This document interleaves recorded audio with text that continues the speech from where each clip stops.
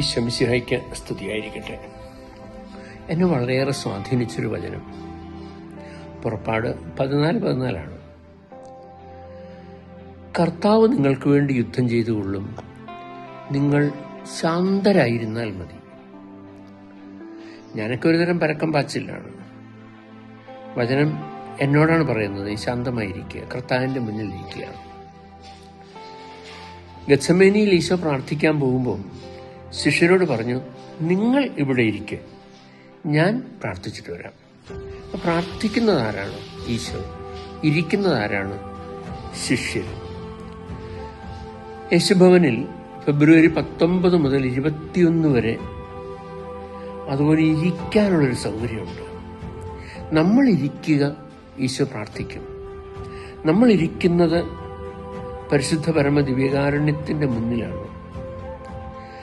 പരിശുദ്ധ പരമ ദിവ്യകാരുണ്യത്തിൻ്റെ മുന്നിൽ നമ്മളായിരിക്കുമ്പോൾ നമുക്ക് വേണ്ടി ഈശോ പ്രാർത്ഥിക്കും.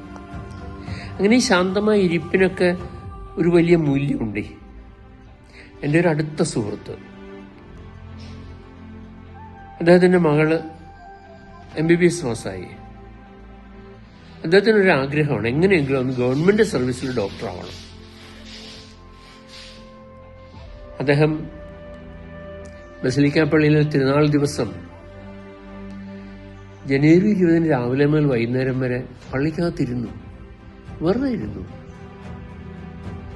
27-ാം തീയതി സമാപന ദിവസം ഉച്ച കഴിഞ്ഞിരുന്നു, വെറുതെ അങ്ങനെ ഇരിക്കുക.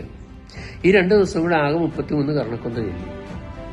പിറ്റേ ദിവസം അദ്ദേഹത്തിന്റെ മകൾ എഴുതിയ PC പരീക്ഷയുടെ റിസൾട്ട് വന്നു. സെലക്ഷൻ കിട്ടിയിട്ടുണ്ട്. അങ്ങനെ ഗവൺമെന്റ് ഡോക്ടറായി അവൾ മാറി. എന്താ ചെയ്തത് അദ്ദേഹം? ഈശോയുടെ മുന്നിലിരുന്നു.